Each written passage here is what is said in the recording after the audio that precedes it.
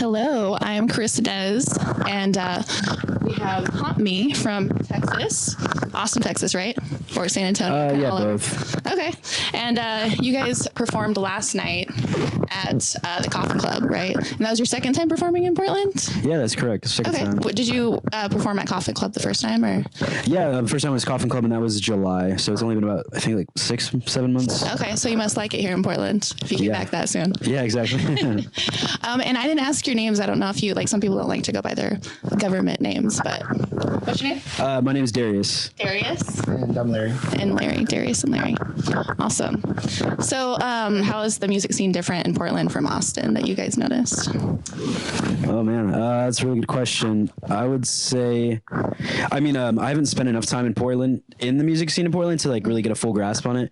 But I will say that the people in Portland seem like really like receptive and really like engaging, and really like, it could be that we're from out of town, so they're like super cool about it. But I feel like Austin people are kind of spoiled because it's like the live music capital of the world.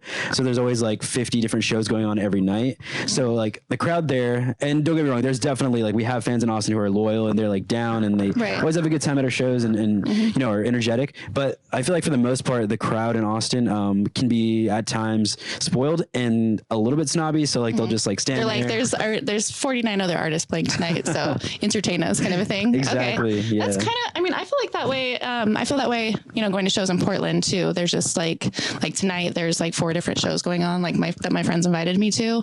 But so I can only imagine what that would be like, or what it would be like in Austin, just like having to pick which show to go to. But how do you feel you have been able to kind of capture your audience and gain a community for your music in Austin? That's a really good question. Is there like something you do with marketing, or is there any like, you know, like Softkill, did you guys perform at Softkill, or you said that you guys, or I saw on your Instagram that you, like one of your influences is Softkill? Yeah, definitely. Okay. Yeah. I actually interviewed them a few months ago. They're super cool. Oh, awesome. And what they do is they make their own t-shirts, and they're just like, I think maybe not every single t-shirt is unique, but they, you know, like press their own shirts, or they do like screen prints of their own shirts. And that's kind of like, and they also like have, you know, like crazy merch, like board games, like limited edition and stuff. So that's the way that they capture not capture their audience, but kind of build community. Yeah. Is there something that you guys do kind of? Yeah. Well, I mean, like one thing, we're very involved with a lot of, I guess, goth and different shops that are there in Austin. So that's like one thing we've really been able to do is just hang out in those different little shop communities and just get to know the locals who go and just invest into this lifestyle. Yeah, I feel like a lot of people are, you know, they're really trying to push their music online, especially the younger generation, because that's, you know, what they know. So, but I think it's so important to have boots on the ground and actually like meet face to face and talk to people. So yeah, I think that's really important. Oh yeah. We play shows, and we've seen people who've seen us at their shops go to see us at the venues just because like they really liked us out there. And it's really cool just to see those recurring faces and just being able to get that involved. Kind of like piggybacking off that question. Yeah, like Softkill is definitely like an influence. Yeah, like I like their music, but more so from the perspective of like they keep it DIY. Yeah. And they keep it independent. So I'm influenced by them mostly from that. Whereas instead of more of like a musical perspective or like a merch perspective, I'm mostly influenced by like how they just keep it independent DIY. How we build our like, I guess, fan base in Austin, or build and connect to the community. Like you said, you know, like we play at a lot of local shops and stuff, and like get in touch with people that we feel like would, you know, that like our music and stuff. But also marketing, I think like our Instagram or our social media base is really, really good, and we get a lot of like high engagement and interaction with people, especially on Instagram. And I think that shows I think that helps us a lot in the long run, especially with tours and stuff. Yeah, I really like your Instagram because you, and I don't know if your music videos are all like this, where you take clips from kind of older, like 90s, a lot of 90s horror films, and play your music along, or like, you know, make a reel with that. Yeah. And I thought that was really cool. Like that was the first thing that I noticed, and I was like, these are all some of my favorite movies. Yeah. So, and then I also like the music, so it just, I love it. So you're doing good on Instagram for sure. And do you think that's kind of what brings in the, like, your followers is that stuff, or? Yeah, I definitely think that, because like I'm really big into movies and film. Like before my first ever major in college was like filmmaking. Like I wanted to do like screenwriting and like cinematography and stuff. Sure. And, so I've always just been into film, and so like I love like putting music to film and stuff like that. So I was like, why don't I just put some of our music over like movies that I love and like, and I love horror movies and darker movies like that. So yeah, I just started doing that, and people started responding really well to it, and I started noticing that, and yeah, that's a huge way that we market. And yeah, I do a really good job of matching the music up with the film. Thank you. Because you can, I mean, you can do that. Like you can add the music to a clip, and it can just like not work at all. But you're just flow, and I like the Scott Pilgrim Must Die one. That was my favorite. Yeah, I love that. Yeah. Like at the end where where somebody like shows up at his house, or I think is it like his ex-girlfriend. Oh, yeah, She's like, nice. "Oh, it's here," and he's like, "Nope," and he like jumps out the window. Yeah, I was cracking up. I love that. That's my favorite movie, actually. Oh, okay. I can watch it like anytime. It always makes you laugh. Yeah, I haven't seen it in a while, but after that, I was like, all right, I need to see this again. So would you say that you're like mostly inspired, like your music is mostly inspired by like horror films, or what is like the main thing that inspires you in your music, like to create? That's a really good question. I would say, yeah, films definitely do inspire me. But I always say like, it depends. Like, do you mean like music or like lyrics? Just like just the in whole general? creation process, I guess. Because I always say like my lyrics are like 1/3 autobiographical, 1/3 observational, and 1/3 fictional. So like some of what I write is from experience and like things that have happened to me and that I've been through personally. Some of what I write is just me like observing the world and like situations that like friends have been in, family have been in, things like that. Like the death of loved ones, stuff like that. And then another third is fictional. It's like I love creative writing, so I just create like characters or worlds or situations that didn't really happen, but like I put that, I just kind of put that into a song or whatever. So yeah, like everything inspires me really, like other music, and then also film definitely is a big part of it. Okay. And do you do most of the writing, or do you both do a little bit of writing for the music and the songs? When it comes to music, we both do the writing. It's definitely like I'd say 50-50. Lyrics, I do the lyrics. Okay. Very cool. And who is your favorite band that you've collaborated with? What do you say? That's kind of a random question. It just popped up in my head. Interesting. We haven't really done a collab yet. Or like, went on tour with, or like did a show with, or whatever. And we've been on tour with is definitely mine. Favorite is Traders. Okay. So much. It's just, Is it kind of dark wave post punk yeah, it's too? definitely dark wave post punk, but they put a lot of like post rock elements with the guitar, just very like a lot of atmosphere, and I love it so much when it comes to that. Which genre would you say that your music is? I think I read on your social media, and then I like looked you up. I googled you, and it said like post punk, dark wave. Would you say that? Because a lot of artists that I ask are like, they're like annoyed by that question. And they're like, I don't really have a genre. I would say the best way to describe us is like a fusion of post punk and indie, dark wave, and like alternative. I'd say that's probably the best way to describe us. We do, and I feel like kind of like answering what you said about other artists. I feel like if you really boil it down to, every artist can fall into a general umbrella of a category, but like most music nowadays is very like genre bending. Like there's a lot of elements into it. There's very few bands that are just like just this specific kind of music or whatever. A lot of people mix different genres together. I think like with pop music, I feel like a lot of that music is recycled, like a lot of the lyrics and like just the music in general. And it's like you hear a pop song, you're like, I feel like I've heard this before like 10 other times, but yeah, for sure. But anything that's not pop, I feel like to get noticed now, like in this day and age, you have to be creative with the genre and like just kind of create something new, and that's really hard to do though. Definitely. So but I think that's kind of what sets people apart. Yeah, no, I agree, and that's what we try to do with our music. Like I grew up listening to all sorts of music, but I always try to, like with this band, I always want to I always say like to bring the goth kids and the indie kids together. So like I want to see hipsters and goth kids and alternative kids at our shows just dancing to the same music, and I think we do that. I think we do a good job of bringing the different crowds together, because if you listen to if you look at our Spotify and our top 5 songs, they're all so different from each other. Yeah, I did notice that. Like the first one was very like dark wave, and the next one sounded more like indie, kind of alternative. Yeah, definitely a good mix. But it all kind of has like that. I would say kind of like a gothic vibe to it too. Like you were talking about atmosphere and not the band, but just like the feeling that this the place that the song puts you in. And I definitely feel like that gothic kind of. I don't know. Yeah, that type of vibe. I started this project and I had a lot of ideas, and I already knew Larry. I'd already played with Larry and another friend of ours. And so I just asked them if they'd be down to join and help me out. And they said they were. So, and now we're here. Still here? Yeah, still here. Yeah. Is it the chemistry that you guys like when you make music, is that kind of what kept you guys working together? I think one thing that really helps when it comes towards us writing, recording, things like that is I feel like we're both very determined. Like we don't mind to sit there and just make the same thing over and over again until it sounds the way we want it. Yeah. And I mean, like for example, Please Stay, I think we had like 17 different versions till we're finally happy with it. And that's hard to come by. Like I'm the same way where I'm just persistent. If I'm like, especially if it's like a creative project, I'm like, I'm going to sit here until it's done. Cause I like have this picture in my head and I'm not going to be happy until I see it through, you know, even if I don't do it for very long as I like, you know, reach that goal. And just to find somebody else like that who, you know, who has the same goal as you do, I think is hard to come by. So that's really cool that you guys found each other. So you guys are on tour right now, and you said that you're going to be in Seattle next. How long are you guys on tour for? So this whole tour this tour is it's like our first like national tour, like we're touring the whole country essentially. And if we're talking about in terms of the whole tour, it doesn't end until like April 28th. So it's going to be like a couple months of touring. Okay. But we do have like a short break between the West Coast part of the tour and the Midwest East Coast part of the tour. So yeah. And there's so many dates in between there. Yeah.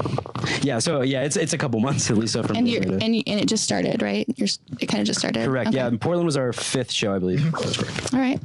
So what is the craziest thing that you've witnessed on tour so far? Mountains. I always have to say, like, you don't have to say like the worst thing, because like people have told us some pretty like grimy stories. Well, like we were driving to the mountains and the weather was amazing. Everything looked gorgeous. And then out of nowhere, it's just night at like 4 o'clock. Yeah, Just yep. snowing and we're just trying not to die. But we made it. We made it. It doesn't snow very much in Austin, right? Or No, hardly Texas, ever. Yeah. Once. Yeah, like very rare. Where did you see snow at? We were in the mountains driving from San Francisco to Portland. And like at some point around 5 o'clock, it just got so dark and it started raining hard, very hard. And then the rain turned to snow because it was so cold. And it was just like insane. Like the roads were like super You're sleek. like, oh, this wet. is a new skill that I have to learn to drive in the snow. And we're on a mountain, right? So you have a lot of momentum and you're like, your foot's on the brake because you're just like going so fast. So yeah, it was kind of scary for us. Our merch guy who we travel with, he does our merch and our sound. He was like freaking out. He was like really scared, but I think that made it a little easier to take just because of that little comical humor in between. Yeah, for sure. Yeah, that's important, is like just keeping it light even when shit gets scary like that, especially if you're like on tour together for a long time. Do you guys tour with you said your merch guy? Do you have and then you also have a sound guy or sound person too? Same person. yeah, Oh, he the does same both. person? Yeah, Okay, jack of all very trades. cool. Nice. Yeah, that's really cool. So what is your what are you most excited to, like, which place are you most excited to perform during your tour?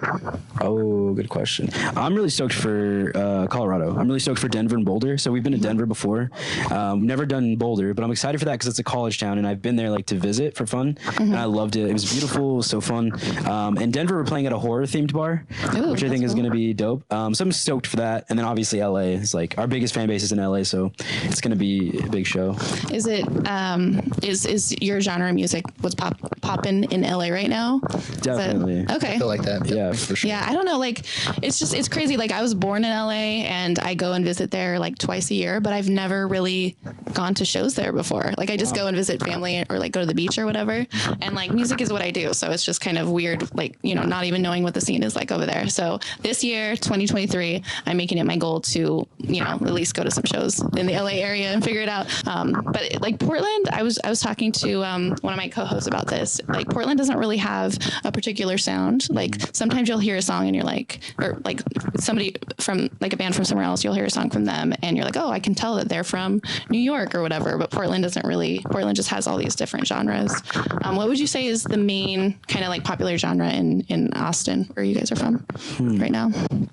Good question. It's a really good question. Yeah. It's kind of everywhere because it's such a destination point for many musicians. So like any day of the night, there's a show of any genre going on there.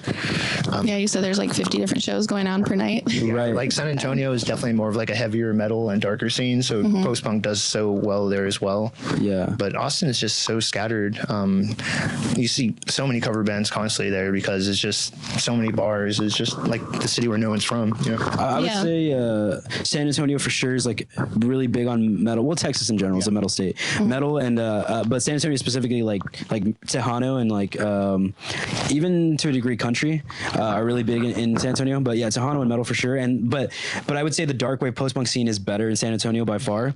Austin, I would say again like everything in Austin, but specifically like indie and I would say like country or hip hop. But yeah, indie is big in Austin. Probably King, if we're being honest. Like everybody thinks, well, I feel like everybody thinks that Austin and Portland are very similar. And you were saying that you think that they're very different. And like, I traveled to like almost every state in the US trying to figure out where I wanted to call home, like which city I wanted to live in. And it was down to Portland and Austin. Oh, no way. I was like, all right, they're very similar. So but I don't know. I feel like they're very different. Like just like the whole vibe, I guess, when you go downtown is very different from Portland. But again, I haven't really gone to shows in Austin either. So yeah, I don't really know. Ooh, okay, so difference. Well, I mean, they both have the same slogan: keep Austin weird, keep Portland weird. And I think Portland actually stole that from Austin. Really? From what I hear. I can see that. Austin does have a lot of weirdos. Maybe I should say that. No, Portland thought of it first. Well, you guys have Portlandia, so that's dope. We need an Austin show. Yeah, before I moved here, I loved that show and I watched it religiously. And when I got here, everybody's like, "Oh, we hate that show because it's." I bet. Because it's a lot of the stuff is true. Like it's so on point, you know. Yeah. Oh, that's hilarious. I love that show. Yeah, Fred Armisen and Carrie Brownstein. Yeah, you think that they're elaborating, but it's actually like that here. You know? Really? Like, yeah, but that's why I love it. Like, I don't know. I feel like I've lived in a few different places, and Portland just feels like home. Like I don't feel like a weirdo here. Yeah, I feel like a normie here because there's so many weirdos. But it's like everybody has. There are a lot of creatives here, and what I notice is like everybody has like a side gig and they have a hobby, and like where I'm from, and like when I lived in Spokane and Walla Walla, Washington, which you probably haven't heard of because it's like a very small town in Washington State. Like everybody just went to work, had their 9 to 5, went home and watched TV. But when I got here, I was like, how does everybody have time for a hobby? Like, is it kind of like that in Austin too, where people like have their little things going on? Yeah, I was gonna say, so I can definitely see like the similarities between Portland and Austin now because the people are similar in that like they can be weird. Like a lot of people are tatted there. They have colored hair. Portland, there's a lot of people with colored hair. Like you're in the minority if your hair's not colored and you don't have tats. Yeah, exactly. True. But yeah, there's a lot of creatives. Almost everyone's a musician or like into film, or has a podcast, or is an Uber driver, or is in part of the gig economy. Yeah, it's just like there's a lot of creatives, people trying to make it for sure. Yeah, and it's like I feel like it would almost be easier for me anyway at this point to just get a 9 to 5 job and like I would be secure. But just living somewhere where I see a lot of people like making it, doing creative shit, and like having like their side hustles that are now their main job, it's really inspiring. I'm like, okay, I see so many other people doing it. I feel like I can do it. So it's really inspirational just even living here, Yeah, that's awesome. I thought I was creative in the town that I grew up in, but I moved here and I'm like, okay, I need to step up my game a little bit.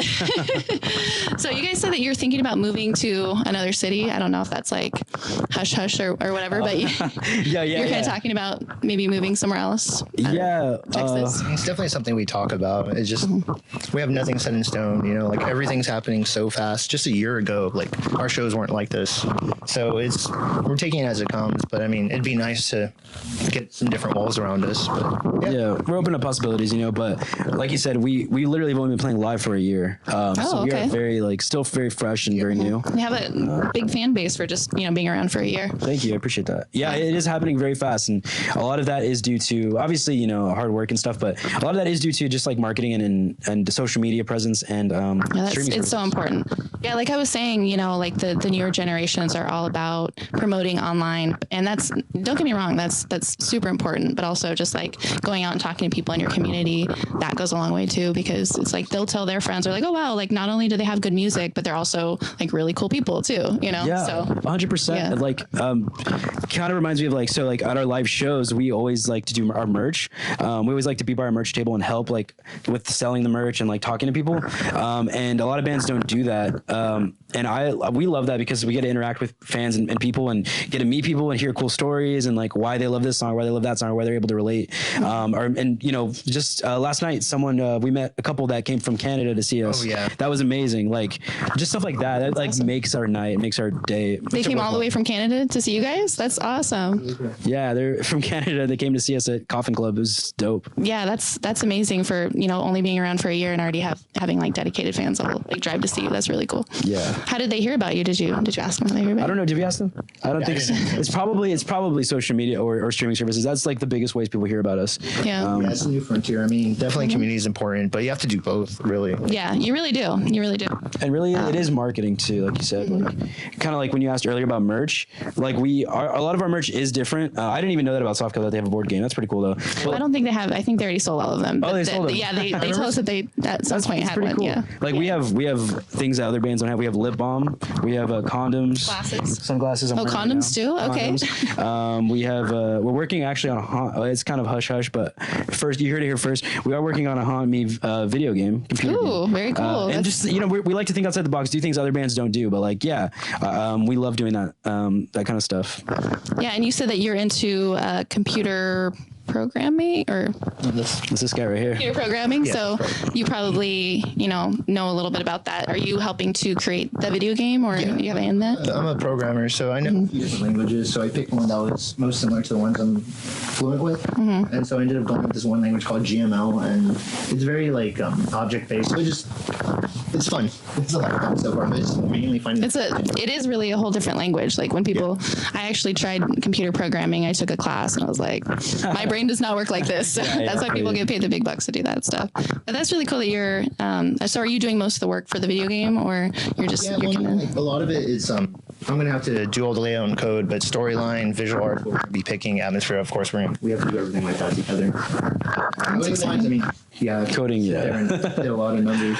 Computers are the most interesting and boring thing at the same time. Somehow, I don't know, but Yeah, that's true. So yeah, thank you for sharing that with me and on my show, and like for the first time.